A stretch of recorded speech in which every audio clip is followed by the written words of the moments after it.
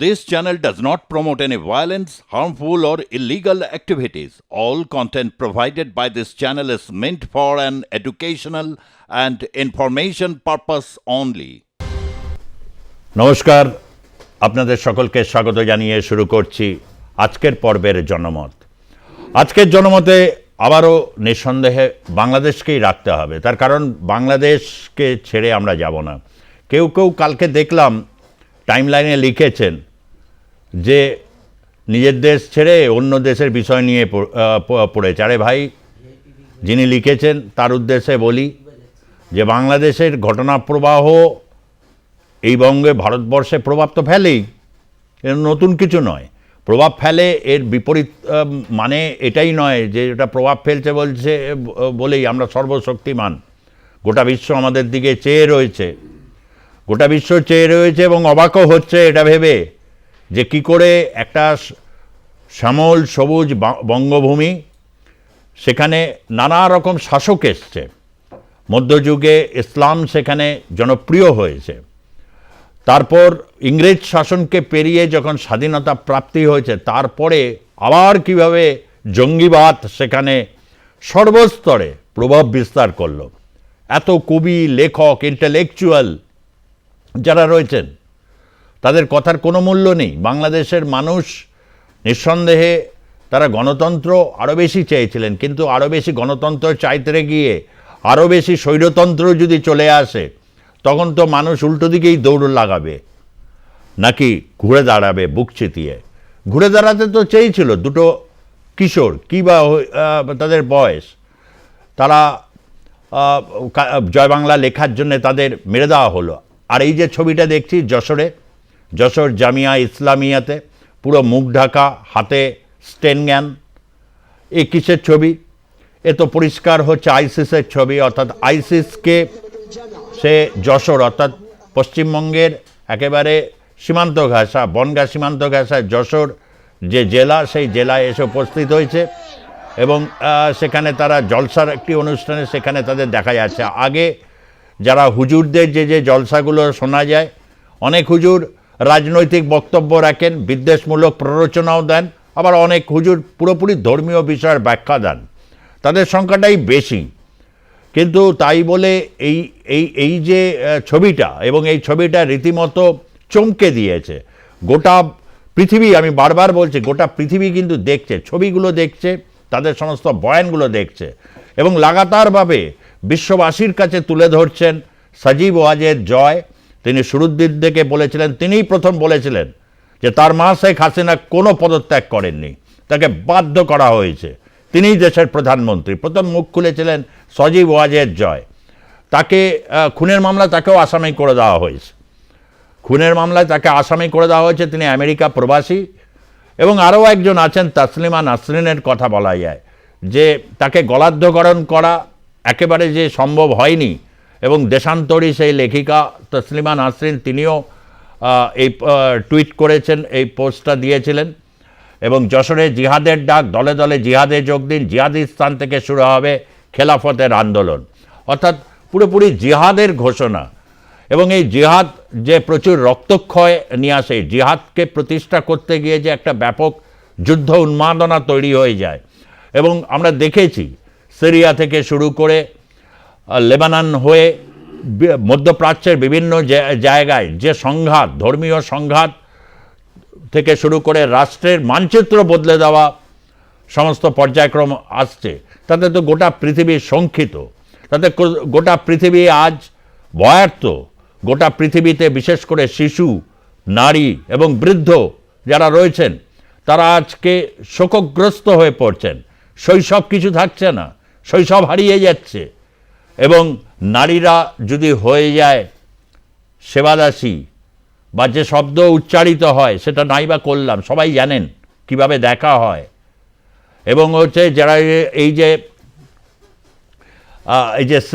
বিভিন্ন sex slave হিসাবে, যৌন দাসী হিসাবে তাদেরকে ব্যবহার করা, এই কি পৃথিবীর স্বপ্ন? এই পৃথিবীতে কেউ মানে স্বচ্ছন্দে নিঃশ্বাস নিতে পারবেন? সেই জন্যই তো সকলে আজকে মুক্ত কণ্ঠে বলতে শুরু করেছেন, এবং এই বলা থেমে থাকবে না। এর অন্তিম পর্যায় নিঃসন্দেহে একটা হয়তো ভয়াবহতার রূপ নিতে পারে, সে আশঙ্কা অনেকেই করছেন। কিন্তু বিপরীতে আমাদের যদি বলি, যদি চৈতন্য বিবেক জাগ্রত হয়, যদি যুক্তিবোধ শানিত হয়, তাহলে কিন্তু রক্তক্ষয় রোধ করা সম্ভব। আমি জানি এই বক্তব্যে নিশ্চিত করে বলতে পারি, হয়তো কেউ টাইম লাইনে না এসেও বলতে পারে, কিন্তু তারা নিশ্চিতভাবে তারা একমত হবেন যে হ্যাঁ, পেট পুরে 3 বেলা ভাত মাছ চাই, মাংস ডিম যা যা খাই সেগুলো চাই। ওটা বাংলাদেশ বা পশ্চিমবঙ্গ বা এই উপমহাদেশের মানুষ সেটা চাইবেন। কিন্তু এই ছবিগুলো আপনাদের দেখাবো এবং অবশ্যই বিতর্কে যাব। বিতর্কে হচ্ছে একেবারে জঙ্গিদের কবজায় কি চলে গেল বাংলাদেশ? পুরোপুরি চলে গেছে। এবার কি সত্যিই শুরু হচ্ছে জিহাদিস্তানের জন্য লড়াই? এবং সেই লড়াইয়ে কি পরিণতি হতে চলেছে বা কি পরিণতি পাবে? ইতিহাস কি বলছে? কি বলছে বিবেক? কি বলছে যে আইনের শাসন, যে আইনের শাসন একটা সুনির্দিষ্ট একটি সভ্য সমাজের দিকে এগিয়ে নিয়ে যাচ্ছিল? এই সমস্ত কিছুকে নিয়ে পর্যালোচনা করব। তবে শুরুতে এই মৌলবাদী যে হিংস্রতা তারা দেখাচ্ছে, কি বলতে চাইছেন দেখুন। আদৌ বাংলা বলছেন কিনা আমি তো ঠিক উদ্ধার করতে পারিনি, তাও একবার সবাইয়ের জন্য একটু শোনাই কি তারা বলতে চাইছেন, ঠিক বুঝতে পারছিলাম না। بالنفاق على المؤمنين ويخلقون الايمان بعقائدهم المضمونه ويخطفون التربه من تحت قدومهم بالطائفه الجمعيه التعاونيه المهرويه ان شاء الله تعالى الذين يقولون ربنا اننا تغفر لنا ذنوبنا وكفر عنا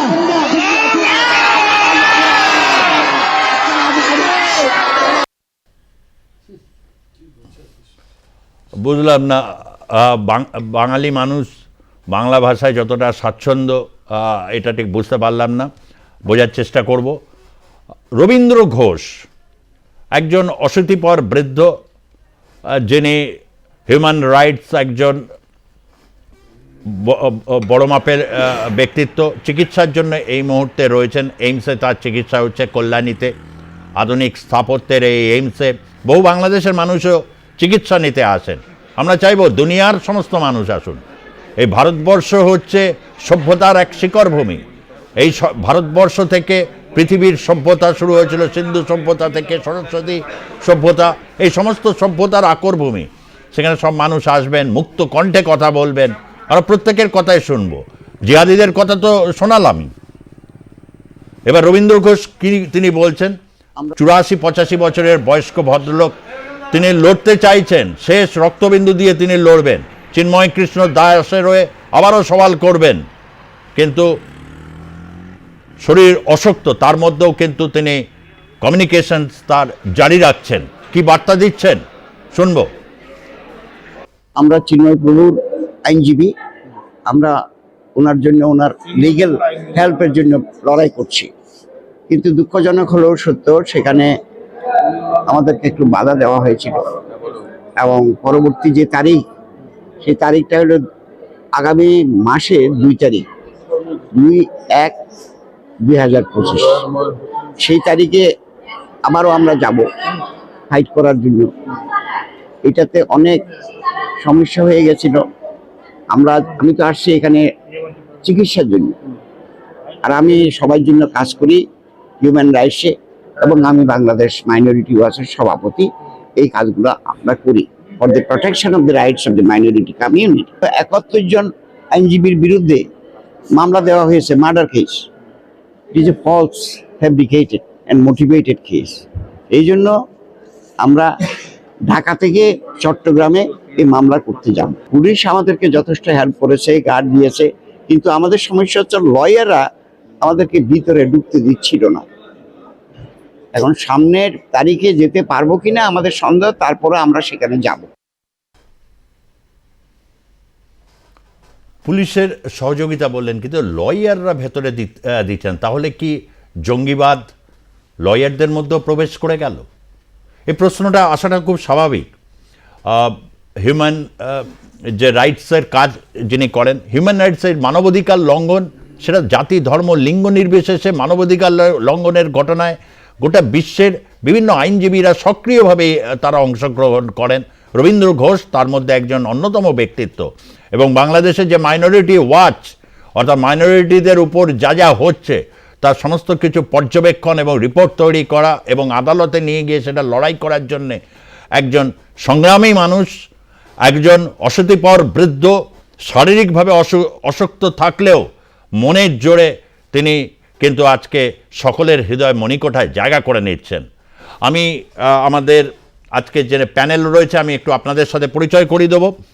রয়েছেন ইতিহাসের অধ্যাপক রবীন্দ্র ভারতী বিশ্ববিদ্যালয়ের এবং বাংলাদেশের উপর কতিপয় পুস্তকের রচয়িতা ডক্টর আশিস দাস। আশিসবাবু, আপনাকে স্বাগত জানাচ্ছি। রয়েছেন বিশিষ্ট লেখক, প্রাবন্ধিক সুবল সর্দার, আপনাকে স্বাগত জানাবো। এবং রয়েছেন কলকাতা হাইকোর্টের বিশিষ্ট আইনজীবী এবং আইনে যিনি ডক্টরেট, কলকাতা হাইকোর্টের বিশিষ্ট আইনজীবী ডক্টর সিদ্ধার্থ গোস্বামী। ডক্টর সিদ্ধার্থ গোস্বামী বলা যেতে পারে আপনাদেরই প্রফেশনাল ফেলো একজন বাংলাদেশে, এবং খুব কঠিন পরিস্থিতিতে রয়েছেন, একজন সিনিয়র। তিনি বলছেন কথাটা খুব ইম্পর্টেন্ট, যে পুলিশ কিন্তু সহযোগিতা করতে চেয়েছে, কিন্তু 71 জন আইনজীবীর বিরুদ্ধে, তার অধিকাংশই হিন্দু, সবাই আমরা জানি, তাদের বিরুদ্ধে খুনের মামলা লাগানো হয়েছে, which is false and fabricated. সেটা লড়াই করতে হবে। এখন লড়াইটা করবেন কি করে? আদালতে গিয়ে সেখানে যে লড়াই করতে গেলে আইনজীবীরা বাধা দিচ্ছে, দাঁড়ানো যাবে না, মার দিচ্ছে। এবং বিচারকের সামনে যদি এরকম ধরুন কালো কাপড় ডেকে আমি দাঁড়িয়ে আছি, যদি এখান থেকে একটু উকি মারছে বিশেষ কিছু বস্তু, তা তো আরও হয়ে গেল। এইরকম পরিস্থিতিতে কিভাবে সম্ভব? আমরা কি তাহলে কি ধরে নেব যে বাংলাদেশের এখন বিচার ব্যবস্থা থেকে শুরু করে বিভিন্ন ক্ষেত্রগুলোতে আইনজীবী সব জায়গায় একটা জঙ্গি মৌলবাদও ওখানে ঢুকে গেছে? একদমই তাই। দেখুন, বাংলাদেশে এখন আইনের শাসন বলে কিছু নেই।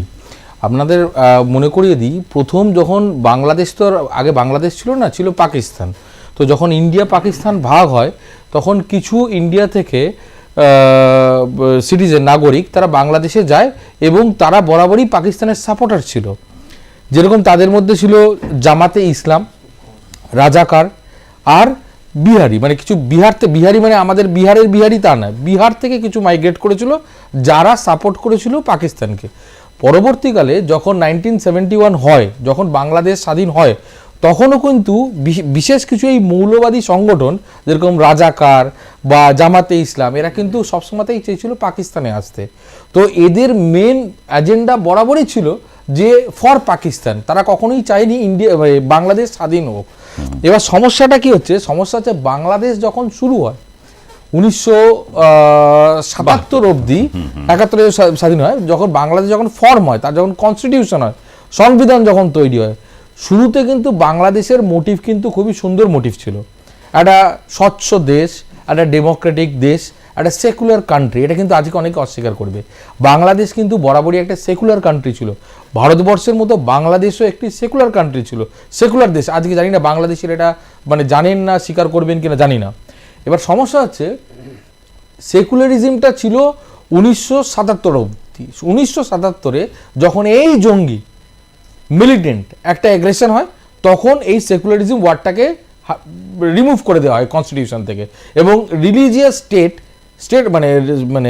যে দেশের যে রিলিজিয়ান ধর্ম, সেটা ইসলাম করে দেওয়া হয়। পরে 2010 সালে সুপ্রিম কোর্ট, বাংলাদেশের সুপ্রিম কোর্ট, তারা এইটা তাদের বিচারে পরিষ্কারভাবে লিখে দেয় যে এই যে সেকুলারিজম কথাটাকে চেঞ্জ করে যে ইসলামিক স্টেট ঢোকানো হয়েছে, এটা অসাংবিধানিক। বলার বক্তব্য হচ্ছে শেখ হাসিনার সরকার কিন্তু বরাবরই একটা সেকুলার স্টেট, একটা ইকুয়ালিটির দিকেই চেয়েছিল, একটা গণতান্ত্রিক দেশ গড়তে চেয়েছিল।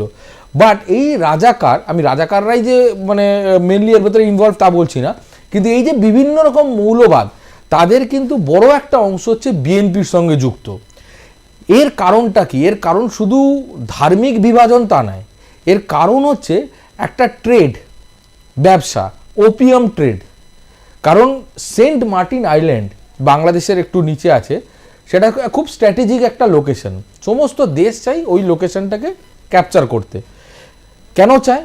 কারণ ওটা হচ্ছে রুট যেখান দিয়ে ওপিয়াম বা ড্রাগস ট্রান্সপোর্ট হবে। এবার মৌলবাদীদের কিন্তু কোনো ধর্ম থাকে না, এরা চায় বিজনেস, ব্যবসা। এবার এরা চালিয়েই যাবে এই হিন্দু মুসলিম ইত্যাদি ইত্যাদি, সংবিধান থাকবে না, কোর্টের ভেতরে ঢুকে জাজেদেরকে ভয় দেখানো, উকিলদেরকে ভয় দেখানো, বন্দুক থাকবে বা আরো অনেক কিছু থাকতেই পারে। মানে এদের মেন কারণটাই হচ্ছে মানে পুরো একটা ব্যানানা রিপাবলিকের দিকে নিয়ে যাওয়া। একদম।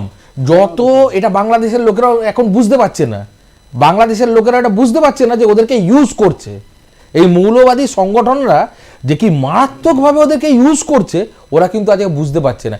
ওরা বুঝতে পারবে আচ্ছা, মানে বুঝতে পারছে না, না বুঝতে পেরে এখন ওই খপ্পর থেকে কি করে বেরোবে, একটা পরিত্রাণ সেই আসে না, সেরকম এখনো সিমটম দেখা যাচ্ছে না। পরিত্রাণ দেখা দেবে কখন? যখন খেতে পারবে না, কখন? যখন সোশ্যালি ইকোনমিক্যালি ব্ল্যাকলিস্ট হয়ে যাবে, কখন? যখন অন্য কোনো দেশে ঢুকতে পারবে না, বাংলাদেশকে ব্ল্যাকলিস্ট করে দেওয়া হবে। আজকে পাকিস্তানের যেরকম অবস্থা, সেই অবস্থা যদি কেউ বাংলাদেশের হবে, অবশ্যই সেদিনকে তারা বুঝতে পারবে।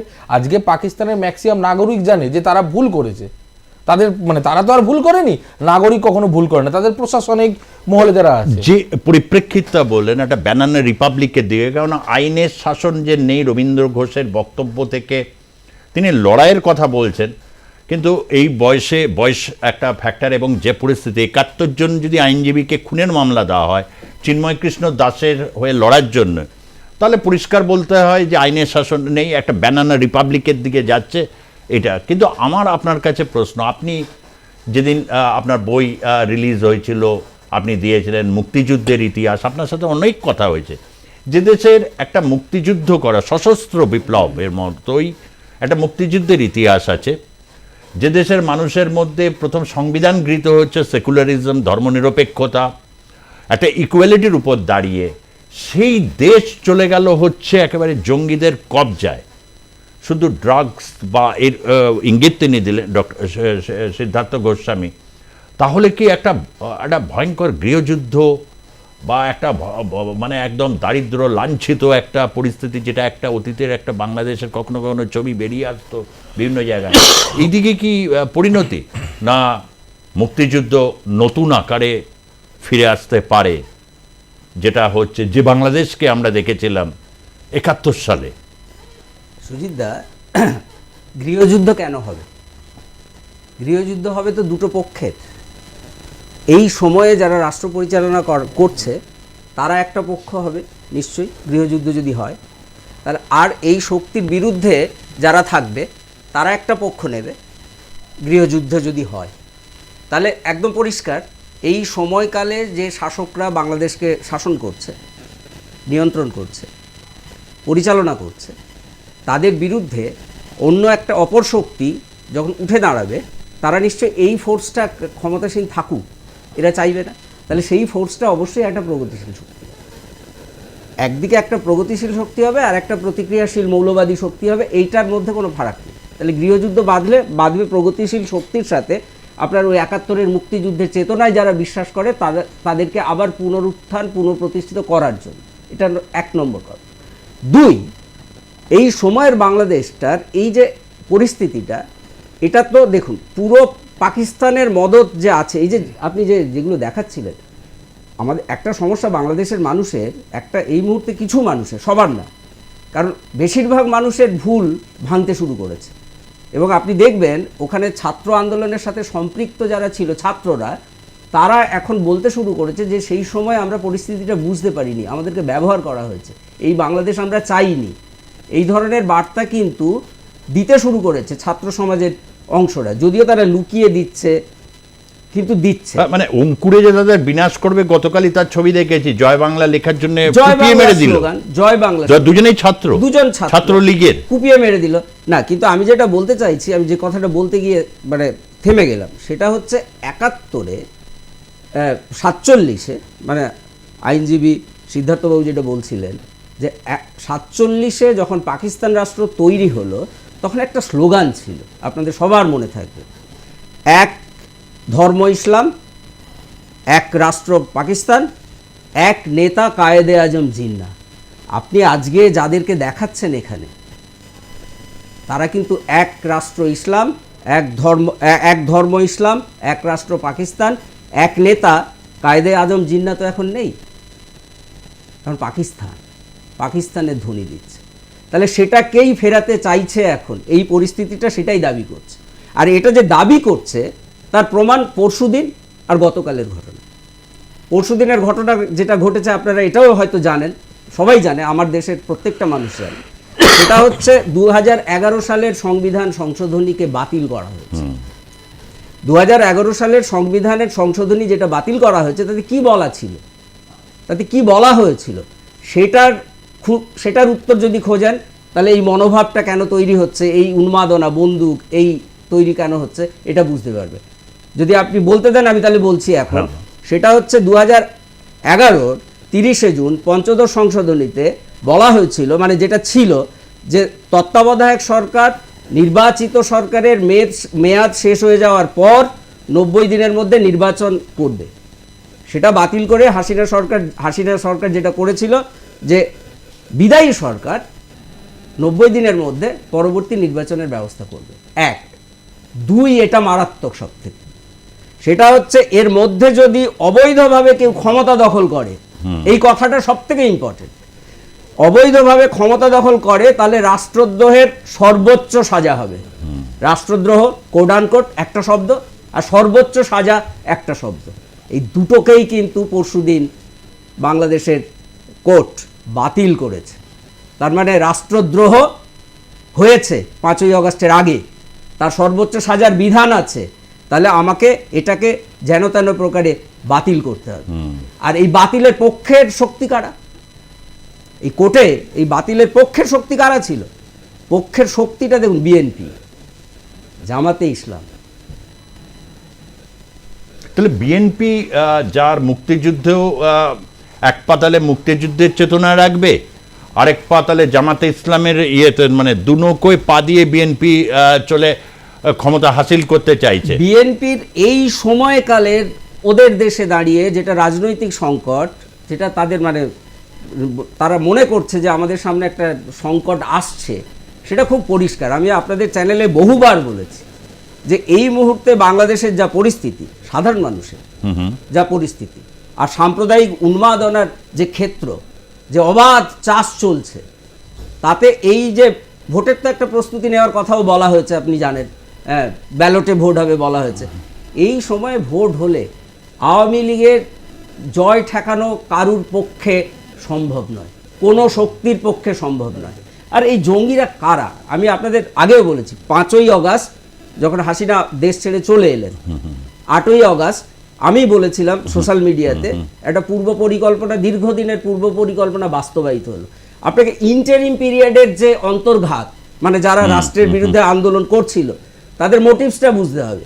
কারণ ওই সময় প্রথম কথা, আমি অন্য কিছু ছেড়ে দিলাম, আন্দোলন করছে, রাষ্ট্রীয় সম্পত্তি ধ্বংস করছে, এগুলো নিয়ে বাচ্চা রাজাকার বলতেন, কিন্তু তারা যেটা করেছিল বড় অপরাধ, জেল থেকে কয়েদিদের ছাড়িয়েছিল, জঙ্গিদের ছাড়িয়েছিল। তারা আজকে বাংলাদেশের রাস্তায় রাস্তায় ঘুরে বেড়াচ্ছে, এবং সরকারের যে বন্দুক লুট হয়েছিল সরকারি থেকে, সেই বন্দুকগুলো কিন্তু, যদি ইউনিট সরকারের তো ক্ষমতা নেই ওগুলো উদ্ধার করার, এগুলো কিন্তু এদের সব হাতে ঘুরে বেড়াচ্ছে। অবশ্যই। আমি সুবল সর্দারের কাছে আসার আগে একজন একটা কমেন্ট করেছেন, সেই কমেন্টটা শুনে তার উত্তর চাইব, কারণ আপনি এই ক্ষেত্রে নিশ্চয়ই এটাই হচ্ছে সেটা বলবেন, এ ব্যাপারে কোনো সন্দেহ নেই। সুবল সর্দারের কাছে আসার আগে কমেন্টটা আপনারা খেয়াল করুন। সামাজিক যোগাযোগ মাধ্যমে জঙ্গিদের দমন করা খুব জরুরি। সামাজিক যোগাযোগ মাধ্যমে জঙ্গিদের করা খুব জরুরি। 2 বাংলায় এই কাজ করতে হবে, 2 বাংলাতেই। নতুন করে বাংলার রেনেসার জন্য, এইটা খুব ইন্টারেস্টিং পয়েন্ট, নতুন করে বাংলার রেনেসার জন্য। তার কারণ যতই ভৌগোলিকভাবে দুটো বিভক্ত থাকে, সাংস্কৃতিক যে ঐক্য, সেটাকে মানে ভেঙে ফেলার ক্ষেত্রেই কিন্তু জঙ্গিদের উভয় ক্ষেত্রেই দমন করা হবে। অত্যন্ত প্রয়োজনীয় একটি কথা, একটা ইঙ্গিত দিলেন দুঙ্গা ভাই বলে একজন, যিনি দিয়েছেন, জানি না তার এটা অরিজিনাল নাম না, অনেকে এরকম কথা এখন অনেককে ছদ্মনামে নিতে বাধ্য হচ্ছেন। আমরা বুঝতে পারি এগুলো অনেক সময়, কিন্তু আপনার কথাটা খুব ইম্পর্টেন্ট। আপনাকে অবশ্যই যেন আপনি দেখতে থাকুন এবং আলোকিত করুন। একটা রেনেসার প্রয়োজন আছে সত্যি। যখন এক ঘোর অমনিশা চেয়ে আসে, যখন এরকম আসে, যখন বাংলায় যে রেনেসা বলা হয়, তখন আমরা জানতাম হিন্দু ধর্মের ভেতরে যে কি ভয়ঙ্কর অনাচার তৈরি হয়েছিল, যার বিরুদ্ধে রাজা রামমোহন রায়কে এগিয়ে আসতে হয়েছিল সমাজে প্রাগ্রসর। আজকে বাংলাদেশের যে ছবিটা আমরা দেখতে পাচ্ছি, কি ভয়ঙ্কর ধর্মের নামে কি অস্বাভাবিক একটা পরিস্থিতিকে তৈরি করা হয়েছে। সেখানে তো দাঁড়িয়ে লেখক, শিল্পী, সাহিত্যিক, বুদ্ধিজীবীরা তা করে যে কেউ কেউ বলছেন এ নিতে পারা যাচ্ছে না, কি আর বলবো বলুন বলে কেউ কেউ সরে যাচ্ছেন। কেউ কেউ কবিতা অনেকের কাছে আসছে না, এত রক্তপাত এসব দেখে। বাংলাদেশের অনেক লেখক, কবি, চঞ্চল চৌধুরীর কোনো খবরই পাই না। অত ভালো একজন অভিনেতা, কত ভালো ভালো কবি, লেখক তাদের পায় না। তবে উঠে আসছেন কিছু সামাজিক মাধ্যম দিয়ে অনেক নতুন নতুন ভবিষ্যতের যারা বাংলাদেশের কথা বলবেন, মুক্ত কণ্ঠে যারা বাংলাদেশের। কালকে দুজন আওয়ামী লীগ ছাত্রলীগ করে দুটো বাচ্চা ছেলে সম্ভাবনা দেয়, তাদের ছুরিকাহত করা, ওদের মারা গেল। অপরাধ জয় বাংলা লিখছিল। দেশের নাম দিয়েছে, মারার কি আছে? কি বলবেন? দেখুন, একটা কথা বলি, জঙ্গিদের আসলে ওরা তো জঙ্গি, যার ফলে ওরা মুখ দেখাতে পারে না, মুখ ঢেকে আছে।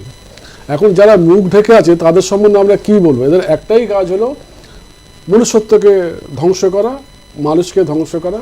এদের টার্গেট হলো হিন্দু নিধন করা, বাংলাদেশটাকে হিন্দু শূন্য করা। যিনি বলেছেন যে দুই বাংলায় এক, দুই বাংলাকে এক করা দরকার, এটা আমি মনে করি।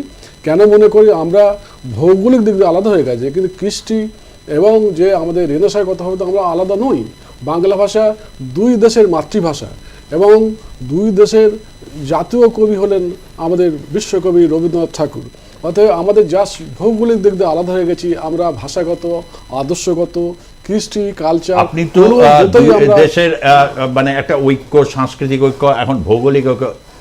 মাহফুজ আলম, যিনি হচ্ছেন মেটাকুলাস ডিজাইনের মাস্টার মাইন্ড, তিনি বলছেন মানে একদম পোকায় কেটে ফেলেছে, একদম পোকায় খাওয়া পূর্ব পাকিস্তান যেটা বাংলাদেশ আত্মপ্রকাশ করেছে, একটা নতুন ম্যাপ প্রকাশ করে দিয়েছেন। তার মধ্যে পশ্চিমবঙ্গের কিছু জেলা, ত্রিপুরা, আসাম সবকে ঢুকিয়ে নিয়েছেন। মানে ওটা পোকায় খাওয়া বাংলাদেশ তাহলে পরিশুদ্ধ হয়ে যাবে। আপনি এক করণ বলছেন, ও তো ম্যাপটাকে বাংলাদেশের নতুন, আবার সে নামটা আবার বাংলাদেশ থাকবে কি না এগুলো নিয়ে যেমন প্রশ্ন, কেউ নতুন নাম করে দিতে পারে। দেখুন সুজিত, আমি একটা কথা বলি, ওদের ভিতরে কোনো ইতিহাস, ভূগোল বা কোনো অতীত, বর্তমান, ভবিষ্যৎ আছে বলে মনে হয় না। ওরা অস্থির মস্তিষ্ক, যেমন খুশি যা আসে মনে আসে বলছে। এরা প্রত্যেকটা জায়গায় প্রতিক্রিয়া দিতে সত্যি আমার লজ্জা লাগে, আমি ঘৃণাবোধ করি। এই জন্য এই শব্দটা ব্যবহার করলাম যে এরা যা করছে দেখে মনে হয় না সুস্থ মস্তিষ্কের। কে জেল ফেরত আসামি, কে মাফিয়া ব্যবসায়তে জড়িয়ে, কেউ কোটি কোটি টাকা নিয়ে এই ছাত্র আন্দোলন নামে সংগ্রহ করেছে। যেমন আসিফ নজরুলের কথা বলছি, ওর এমনিতে 3টে বিয়ে, তারপরে কয়েক কোটি টাকা সংগ্রহ করেছেন। এবং একটা মজার ব্যাপার হলো, উনি যার উপরে ডক্টরেট করেছেন তিনি হলেন বঙ্গবন্ধু মুজিবুর রহমান। আবার সেই মুজিবুর রহমানকে ওরা মূর্তি ভাঙছে। এখন ব্যাপারটা হচ্ছে ওরা যে, উনি তো এখন মনে হয় নতুন থিসিস লিখছেন, জানি না, মানে বিনা ভোটে জিতে এসে কিভাবে উপদেষ্টা হয়ে এখন কিভাবে দেশ চালাতে হয়, ছাত্রদের মস্তিষ্ককে কিভাবে সেটাকে ল্যাবে ফেলে। আমরা একটা সিনেমায় দেখেছিলাম না, ওই যে মগজ চেঞ্জ করে দেওয়া, ওই যে সত্যজিৎ রায়ের মগজ ধোলাই। তো ওনার ধোলাইয়ের টেকনিকটা কি এইসবের উপর হয়তো, কেন বঙ্গবন্ধুর উপর ডক্টরের উপর বঙ্গবন্ধুকে অস্বীকার করছে। আরেকটু বড় বলছি, তারপর ধরুন যিনি প্রধান হচ্ছে ডক্টর ইউনূস বাবু, উনি তো জামাতাকারের সঙ্গে জড়িয়েছিলেন। যখন 71 সালের মুক্তিযুদ্ধ, তখন উনি কোথায় ছিলেন? উনি প্যারিসে ঘুরছেন বাবু। আর উনি দেখবেন একটা জিনিস খুব মজা, যখন সাক্ষাৎকার দেবে হাসতে হাসতে সাক্ষাৎকার দেবেন। কত নৃশংস, কত নিষ্ঠুর হতে পারলে এরকম হাসতে হাসতে সাক্ষাৎকার দেয়। যে দেশের লোক খেতে পাচ্ছে না, মরে যাচ্ছে, এরকমভাবে কাঁদছে, হাহাকার করছে, সারা বিশ্ব কাঁদছে, ওনারা সেখানে হাসি পাচ্ছে। আমার খুব দুর্ভাগ্যজনক যে এরকম একটা লোককে শান্তির জন্য নোবেল পুরস্কারকে দিয়েছে। একে কি শান্তির জন্য দিয়েছে না অশান্তি বাঁধানোর জন্য দিয়েছে? নোবেল কমিটি ভাবা উচিত এবং অবিলম্ব নোবেল পুরস্কার কেড়ে নেওয়া উচিত। এরকম একটা নরঘাতককে, এরকম একটা নরপিশাচকে কী করে এরা শান্তির জন্য নোবেল পুরস্কার দিল? এটা খুব ভীষণ, আমার খুব দুঃখ লাগছে। কিন্তু দেখবেন ম্যাক্সিমাম করে সবসময় যখন সাক্ষাৎকার দিচ্ছে হাসতে হাসতে দিচ্ছে। কি হচ্ছে এটা? ওখানে লোক একদিকে লোক খেতে পাচ্ছে না, তারপরে মানে কবিতার ভাষা থাকছে না, মানে যে গদ্যের ভাষা আপনি বলছেন তার মধ্যে এই শব্দগুলো আসছে। এটাই আজকের বাস্তবিক পরিস্থিতি, আমি বুঝতে পারছি।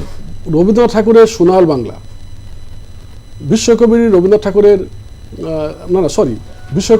ঠাকুরের সোনার বাংলা জীবনানন্দ দাশের রূপসী বাংলা, জসীমউদ্দিনের নকশিকাঁথার মাঠ, আর সুনীল গঙ্গোপাধ্যায় বলেছেন আমার 3.5 হাত ভূমি। তিনি বলেছেন যদিও আমাকে নির্বাসন দাও, আমি ওষ্ঠে অঙ্গুরি ছোঁয়াবো, আমি বিষপান করে মরে যাব।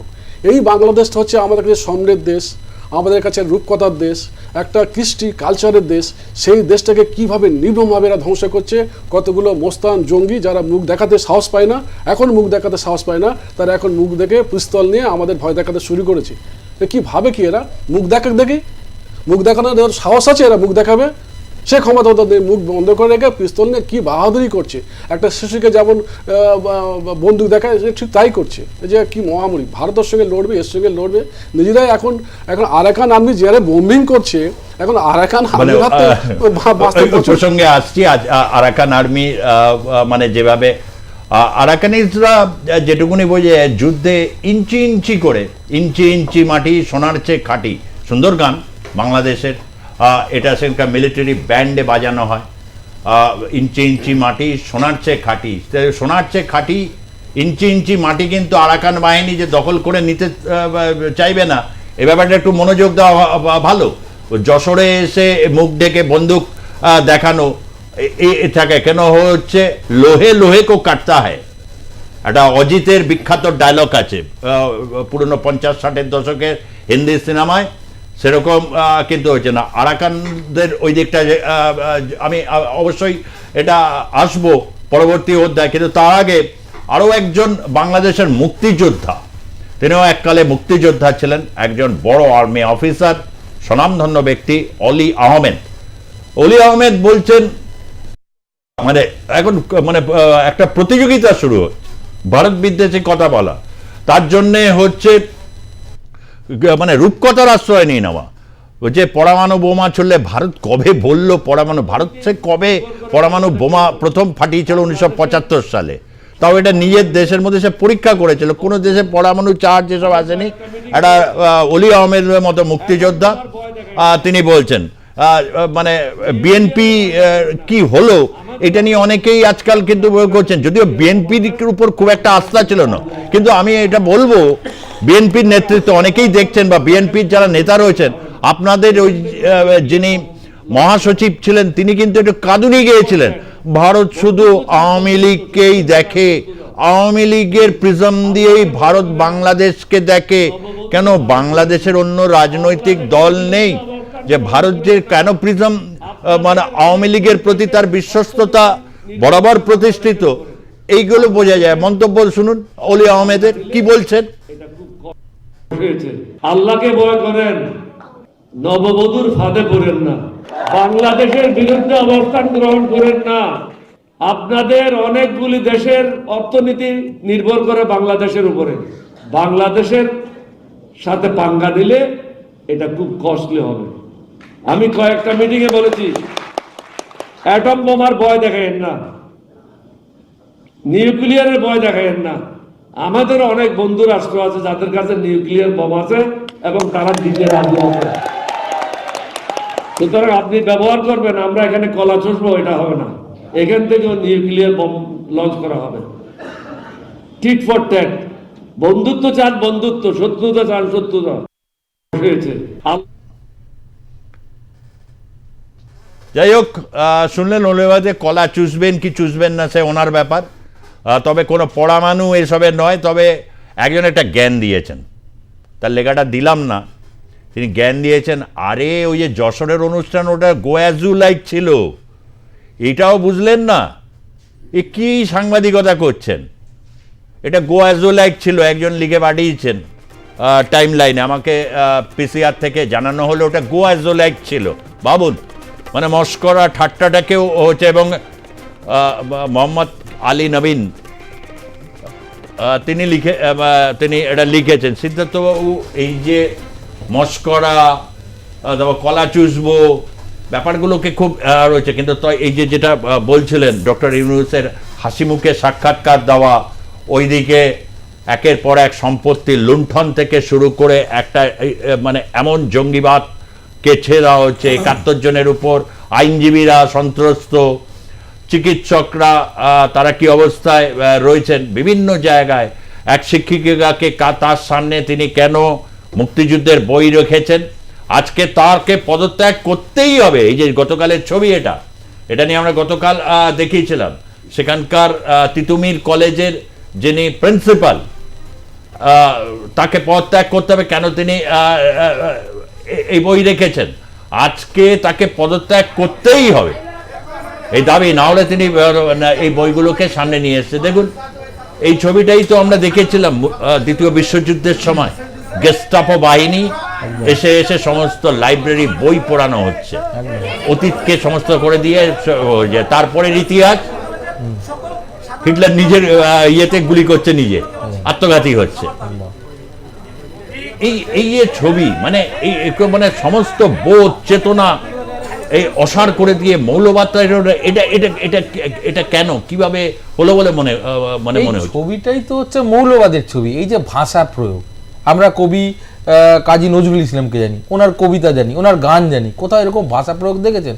আচ্ছা, এনারা যারা বক্তৃতা দিচ্ছেন, আপনি ভালো করে খেয়াল করে দেখুন, এদের যিনি লিডার উনি বয়স্ক, পেছনে দেখবেন সবাই কিন্তু কম বয়সী, হয় স্টুডেন্ট বা কলেজ স্টুডেন্ট বা কলেজ পড়ুয়া। কেন? কারণ যারা কলেজ স্টুডেন্ট বা স্কুল স্টুডেন্ট, তাদের ব্রেনটা এখনও অনেক ম্যাচিওর নয়, ঠিক ভুলে বিবেচনা, ঠিক কোনটা ভুল কোনটা ঠিক করার তাদের এখনো ক্ষমতা আসেনি। কারণ সেটা হচ্ছে একটা অ্যাডালসেন্স পিরিয়ড, তখন একটা ছেলের মধ্যে প্রচুর পরিমাণে টেস্টোস্টেরন হরমোন থাকে, তার ভেতরে অ্যাগ্রেশন অনেক বেশি থাকে। তাদেরকে মানে মানে ব্রেন ওয়াশ করা, মগজ ধোলাই করা একটা জামাতির খুবই মানে ইজি, মানে সফট টার্গেট, একটা সোসাইটির সফট টার্গেট যে কোনো মৌলবাদীর হচ্ছে ছাত্র আন্দোলনের থ্রু দিয়েই তারা সফট টার্গেট করে এই মৌলবাদরা। এবার আমার তো মনে হয় রাজাকারীদের, মানে বিএনপি আজকে এত বড় বড় কথা বলছে, আমার তো মনে হয় যে বিএনপিকে, মানে বিএনপির পেছনে যে সাপোর্ট ম্যাক্সিমাম হচ্ছে রাজাকার জামাতি ইসলামের, যার জন্য এদের এত মাথা ব্যথা, এদের এত গায়া জ্বালা, যার জন্য এই যা দেখাচ্ছেন আমার তো মনে হচ্ছে তো এটা একদম মানে স্পষ্ট মৌলবাদ। এর এজেন্ডা কিন্তু কোনো ধার্মিক এজেন্ডা নয়। আমি একটু আশিসবাবু এখানে একটু আসছি আপনার কাছে। এই যে আপনাকে মানে যেটা বলছিলাম আর কি, যে মানে বিএনপি বলতো যে ভারত শুধু আওয়ামী লীগকে, এখানে আওয়ামী লীগের প্রতি একটা স্বাভাবিক, এটা অবশ্যই বঙ্গবন্ধু শেখ মুজিবুর রহমানের এবং 52 ভাষা আন্দোলন, সদ্য স্বাধীন ভারত বা পশ্চিমবঙ্গের উপর একটা প্রভাব ফেলেছিল, ছাত্র সমাজের উপর ব্যাপক প্রভাব ফেলেছিল। 50-এর দশক বাংলাতেও তখন তেভাগা আন্দোলন সংগঠিত হচ্ছে, ছাত্ররা সংগঠিত করছে, বিভিন্ন রকম রাজনৈতিক আন্দোলনের মধ্যে থেকে ভাষার প্রশ্নে সে 52-র যে লড়াইটা শুরু হয়েছিল, 71-এ গিয়ে যারা একটা পূর্ণতা পায়, সেটা একটা স্বাভাবিক। কিন্তু এই বিএনপির মধ্যে কি এই হটকারিতা বা বিএনপির বরাবরের হচ্ছে একটা মানে এই জামাত ইসলামী বা বিভিন্ন এদের সাথে মানে নিজেকে সম্পৃক্ত করা, এটাই কি তাদের রাজনৈতিক সংস্কৃতি?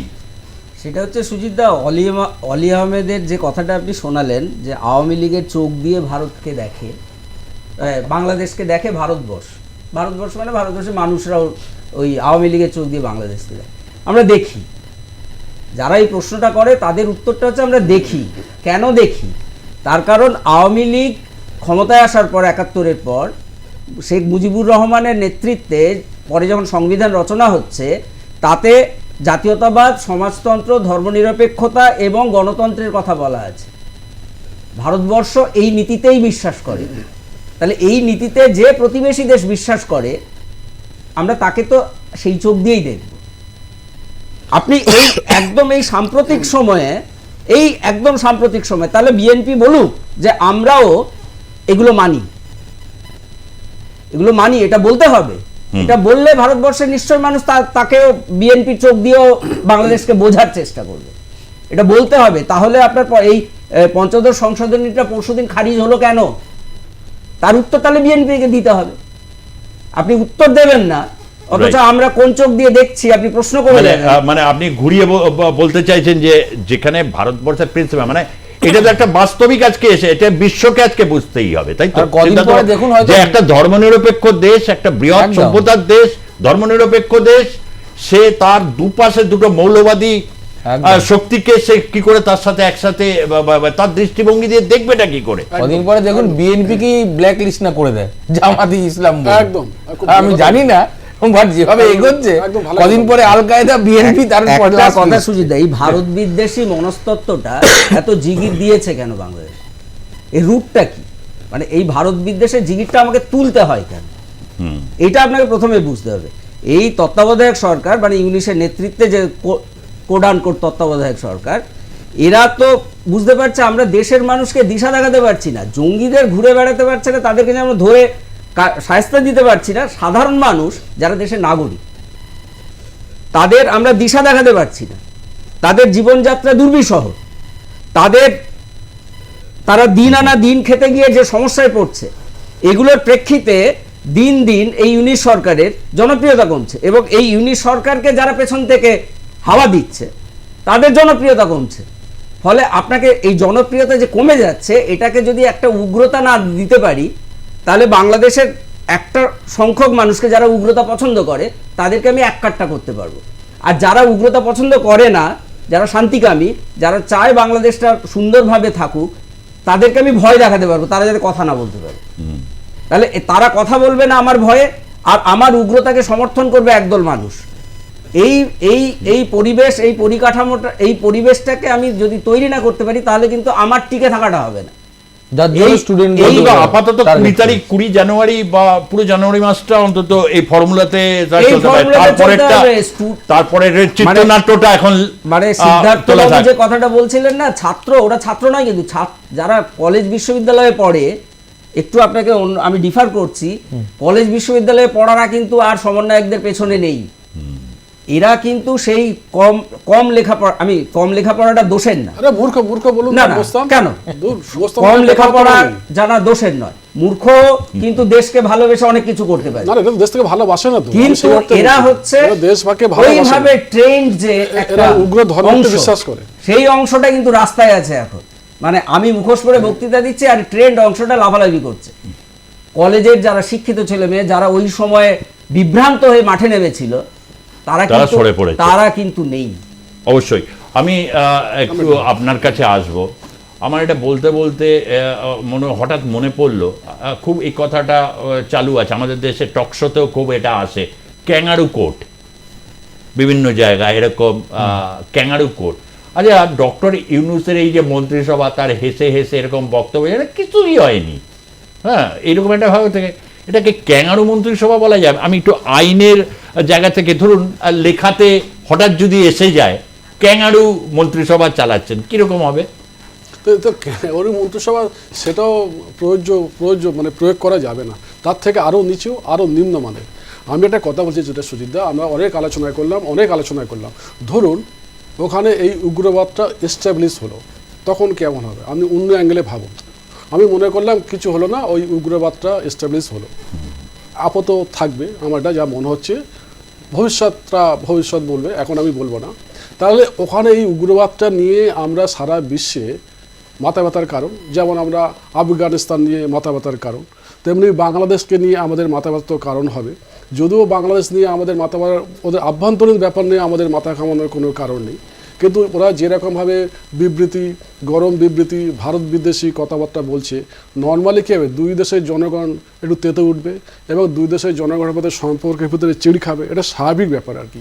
কিন্তু সেই জায়গা থেকে আমার একটাও জিনিস আমি দেখলাম না আমাদের এই বঙ্গে থেকে বা ওই বঙ্গে থেকে কখনো কোনো নেতা, ওই বঙ্গের কথা বাদ দিই, কেন ওই বঙ্গে তো কেউ কিছু বলতে পারছে না, যাকে বলছে তাকে মারছে বা জেলে পুরে দিচ্ছে।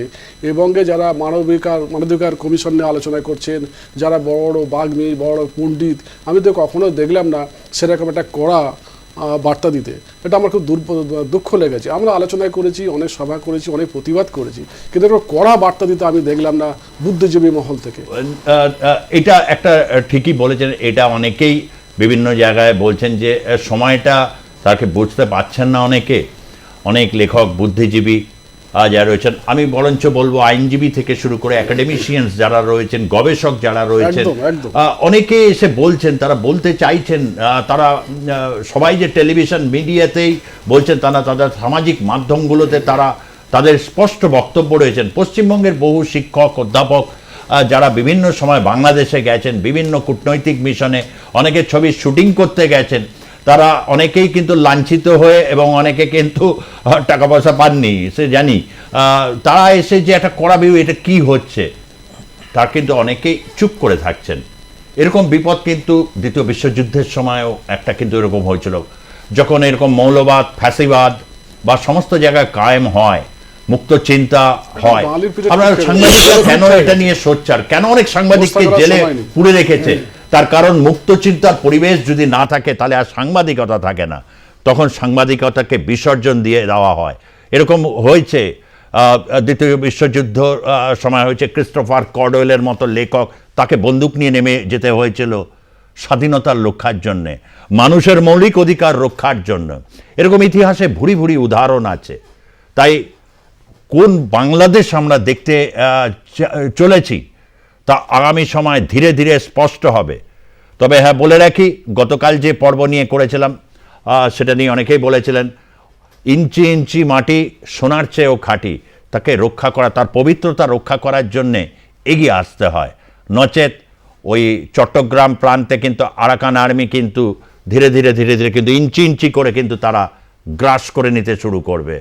তখন কিন্তু এটা কখনোই সুখকর কোনো পরিস্থিতি নয়।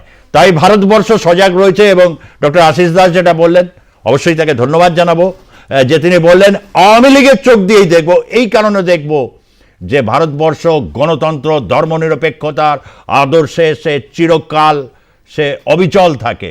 ভারতবর্ষের সংসদে ডিবেট হয়, যে ডিবেটকে যেভাবেই দেখা হোক না কেন, সে ডিবেটের মধ্যে একটা সার পদার্থ থাকে। কিন্তু দিনের শেষে ভারতবর্ষ কিন্তু গণতন্ত্র, সাম্য, স্বাধীনতা, ধর্মনিরপেক্ষতা এর উপরই নির্ভরশীল। আমি ধন্যবাদ জানাচ্ছি সুবল সর্দার আপনাকেও, ধন্যবাদ ডক্টর সিদ্ধার্থ গোস্বামী আপনাকেও। আমরা টানা আর জনমতে থেকেছি, যারা দেখেছেন তাকে ধন্যবাদ। এবং অবশ্যই টাইমলাইনে এটা আপনারা পেয়ে যাবেন, প্লে লিস্টে গেলে জনমতে আর+ ডিজিটালে অবশ্যই করবেন। আপনাদের মতামত জানাবেন, আপনাদের সমস্ত ধরনের মতামত আমরা শুনছি, দেখছি, নিজেদের পরিমার্জন করার চেষ্টা করছি। এবং যারা গাল পাড়ছেন, নানা রকম খিস্তি দিচ্ছেন, যারা রকমভাবে তাচ্ছিল্য করছেন, এটা আপনাদের উপরই ছেড়ে দিলাম। কেননা কোনো কিছু আমাদের দৃঢ় বিশ্বাস বা ভিত্তিকে নড়বড় করতে পারবে না। দেখতে থাকুন আর+ নিউজ, সবার আগে সবার পাশে। ধন্যবাদ, নমস্কার।